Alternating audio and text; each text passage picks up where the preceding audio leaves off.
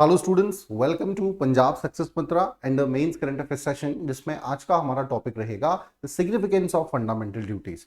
Now the reason to choose this topic is, अभी recently ही हमारे चीफ जस्टिस ऑफ इंडिया ने important remarks fundamental duties की significance को दर्शाते हुए कहे हैं।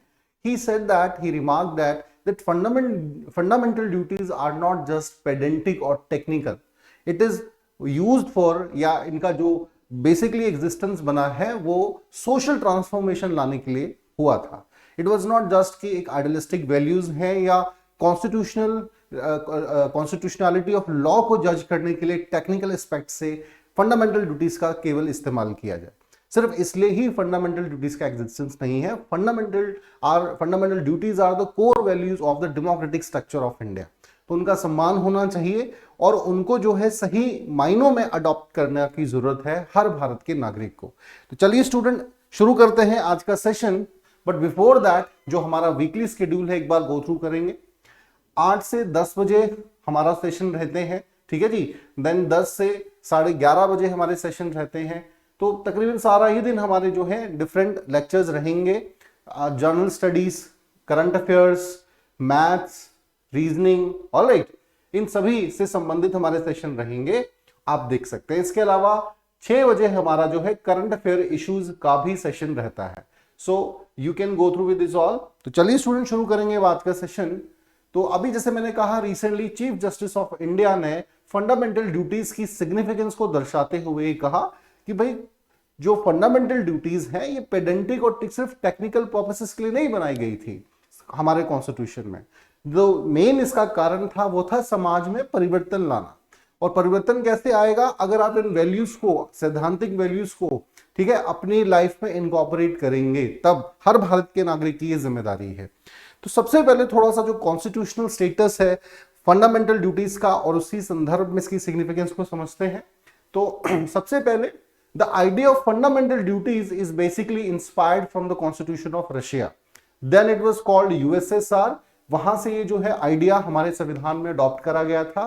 फंडामेंटल ड्यूटीज होनी चाहिए because in an democratic structure जब हम फंडामेंटल राइट्स की बात करते हैं तो कुछ हमारी फंडामेंटल ड्यूटीज भी रहनी चाहिए एक देश, एक नागरिक होने के नाते, ताकि जब भी हम कोई काम करें, so we have certain values in front of us, like directive principles of state policy. अब डायरेक्टिव प्रिंसिपल्स तो डायरेक्शंस हैं राज्य को चलाने के लिए, लेकिन कुछ ऐसी भी वैल्यूज होनी चाहिए जो हर नागरिक को एक फॉलो करने की जरूरत है, ठीक है ना। जैसे भाई पब्लिक ऑर्डर को आपने डिस्टर्ब नहीं करना है, पब्लिक प्रॉपर्टी को नुकसान नहीं पहुंचाना है, या एनवायरनमेंट की सुरक्षा करने की जिम्मेदारी की बात कर सकते हैं, राष्ट्रीय झंडे का सम्मान करने की बात कर सकते हैं। तो ऐसे बहुत सी वैल्यूज जो है हर भारत के नागरिक को इनका सम्मान करना भी चाहिए, और एक लॉ एंड ऑर्डर अच्छा मेंटेन करने के लिए भी ये जरूरी है। तो कॉन्स्टिट्यूशनल एस्पेक्ट से बात करें, article 51A of the constitution में इसका जिक्र किया गया है, पार्ट 4 है ऑफ द कॉन्स्टिट्यूशन। ऑलराइट, कब इसको ऐड करा गया था? Originally it was not a part of India our constitution, it was added in 42nd constitutional amendment of 1976, ठीक है जी। 10 आपके फंडामेंटल ड्यूटीज ऐड करी गई थी ऑन द रिकमेंडेशन ऑफ स्वर्ण सिंह कमेटी। इसकी रिकमेंडेशन पर ही ये बेसिकली फंडामेंटल ड्यूटीज जोड़ी गई थी। एक और फैक्ट इंपॉर्टेंट है, 2002 में under the 86th amendment of the constitution one more जो वैल्यू है, वन मोर फंडामेंटल ड्यूटीज है ऐड करी गई। Now the number of fundamental duties are 11। Alright, now one more important fact pertaining to the fundamental duties are, जो differ करते हैं, वो ये है कि भाई fundamental duties like directive principles are non justiciable, कि इनके पीछे कानून की शक्ति नहीं है, लाइक फंडामेंटल राइट्स। तो ये एक जो है इसकी महत्वता को कम जरूर कर रहा है, लेकिन सिग्निफिकेंस फिर भी बहुत ज्यादा है फंडामेंटल ड्यूटीज का। सिग्निफिकेंस ऑफ फंडामेंटल ड्यूटीज को समझने के लिए कुछ पॉइंट्स हैं जिन पर हम चर्चा कर सकते हैं, डिस्कशन कर सकते हैं। पहला है constant reminder of democratic conduct.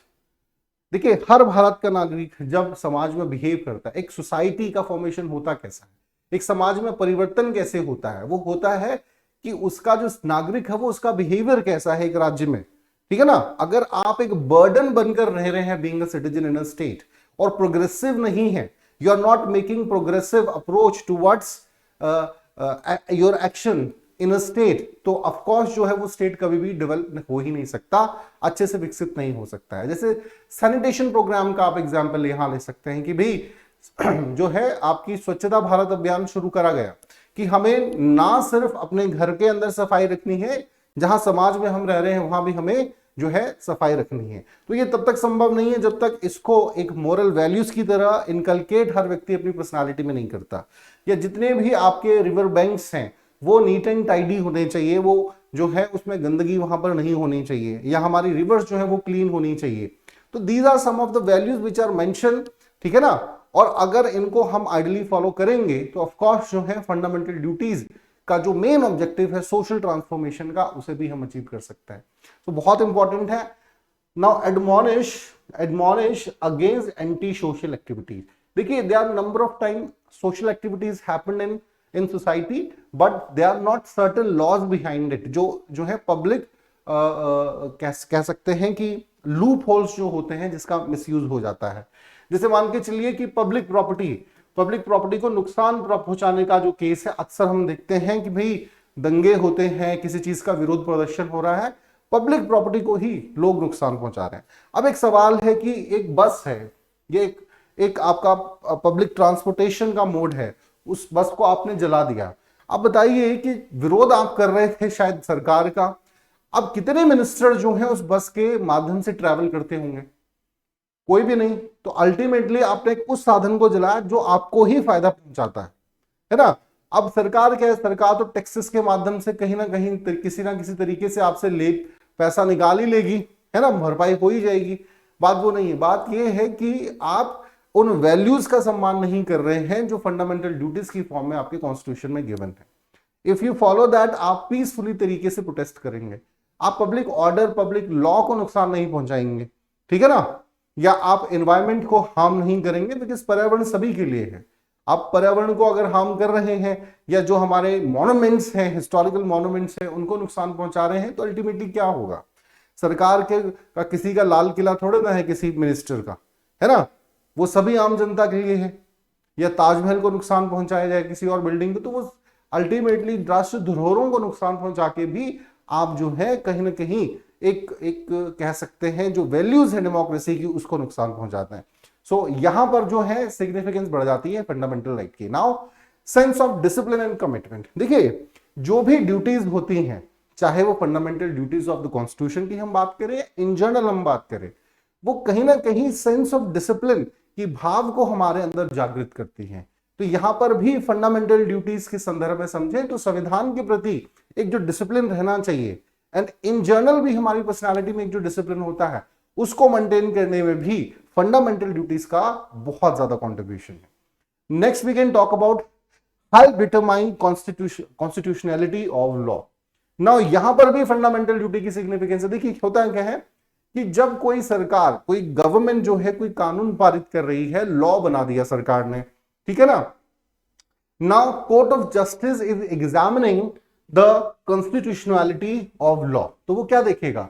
वो देखेगा सबसे पहले कि क्या कानून बनते वक्त फंडामेंटल ड्यूटीज को ध्यान में रखा गया है कि नहीं, क्या किसी फंडामेंटल ड्यूटीज को नुकसान तो नहीं पहुंचा रहा, या इसकी वजह से क्या कोई इस कानून की वजह से क्या फंडामेंटल ड्यूटी इन्फोर्स हो रही है कि नहीं। अगर हो रही है तो डेफिनेटली उस लॉ को जो है प्रायोरिटी दी जाती है, ठीक है ना। तो कहीं ना कहीं कॉन्स्टिट्यूशनैलिटी ऑफ लॉ को मेंटेन करने में भी फंडामेंटल ड्यूटीज का सिग्निफिकेंस बहुत अधिक है, बहुत ज्यादा है। So here we can see that कि भाई fundamental duties should be implemented in a life, we have to follow it. If we are always talking about कि हमें हमारे जो फंडामेंटल राइट्स हैं वो सुरक्षित रहने चाहिए, ठीक है ना, उनका इंप्लीमेंटेशन सही प्रकार से रहना चाहिए। So there are certain fundamental duties too, we have to serve that all the fundamental duties seriously, alright, so that हम जो है एक सेल्फ रेगुलेटेड लाइफ जी पाएंगे। एक जागृत जीवन जीना बड़ा इंपॉर्टेंट है, इनलाइटेंड जीवन जीना बहुत जरूरी है। जैसा महात्मा गांधी जी ने भी कहा है इनलाइटेंड एनेकिज्म की उनकी आइडियोलॉजी में कि भाई one should be an enlightened one. मैं उस राज्य की, उस गांव की कल्पना नहीं कर रहा जहां पे जो लोग हैं दरिद्रता के साथ जी रहे हैं, गरीबी में जी रहे हैं, लेस इनलाइटनमेंट के साथ जी रहे हैं। आपको जागृत होना, हर चीज के बारे में, अपनी सराउंडिंग के बारे में पता रहना चाहिए, ठीक है ना। तो these are some of the beautiful elements mention in fundamental duties and yes, यहां पर हमारे चीफ जस्टिस ऑफ इंडिया उन्होंने इसे हाईलाइट करा है, बहुत अच्छी बात। चले अब जरा सुप्रीम कोर्ट की कुछ जजमेंट्स के कंटेक्स्ट में हम बात करेंगे। सबसे पहला है रंगनाथ मिश्रा जजमेंट 2003 की ये जजमेंट है, and AIIMS student union versus AIIMS 2001। इन दोनों केसेस में भी फंडामेंटल ड्यूटीज की सिग्निफिकेंस को हाईलाइट किया गया है। जैसे रंगनाथ मिश्रा जजमेंट केस की बात करें तो बहुत महत्वपूर्ण ये जजमेंट रही है, ठीक है ना। इसमें भी ये कहा गया कि भाई फंडामेंटल ड्यूटीज जो हैं दीज आर द मेन जो है इनका इंप्लीमेंटेशन रहना चाहिए। दीज आर द मेन जो सोर्स है आपका सोशल ट्रांसफॉर्मेशन का इंडिया में, ठीक है ना। इनको ऐसा नहीं कि आप लाइटली लें और ऐसे ही जो है क्योंकि इन्फोर्सेबल नहीं है या कह ले कि भाई इसके पीछे संविधान कानून की शक्ति नहीं है, तो आप ऐसा करेंगे कि नहीं भी अगर हम मान रहे हैं फंडामेंटल ड्यूटीज की तो कोई फर्क नहीं पड़ेगा। ऐसा बिल्कुल नहीं होना चाहिए। रंगनाथ मिश्रा जजमेंट केस में बड़ा क्लियरली कहा गया आप पब्लिक प्रॉपर्टी को नुकसान पहुंचाएंगे, आप किसी और प्रकार का एक्टिविटी को अगर कर रहे हैं और ये कह रहे हैं कि भाई ये तो लॉ इन्फोर्सेबल नहीं है क्योंकि ये फंडामेंटल ड्यूटीज है, तो वो सही नहीं होगा। It is someone's personal duty. Same चीज को सपोर्ट जो है हमें AIIMS student union AIIMS 2001 case में भी देखने को मिलता है। तो दोनों ही केस सुप्रीम कोर्ट के फंडामेंटल ड्यूटीज के जजमेंट के कंटेक्स्ट में इंपॉर्टेंट है स्टूडेंट्स। चले तो आई होप स्टूडेंट अच्छे से इस टॉपिक को आप समझ पाए हो, महत्वपूर्ण है। अब क्या वे फॉरवर्ड हो सकता है, देखिए फंडामेंटल ड्यूटीज बिल्कुल सोशल ट्रांसफॉर्मेशन का एक मेन कारण है, ये हमने अभी डिस्कस कर लिया।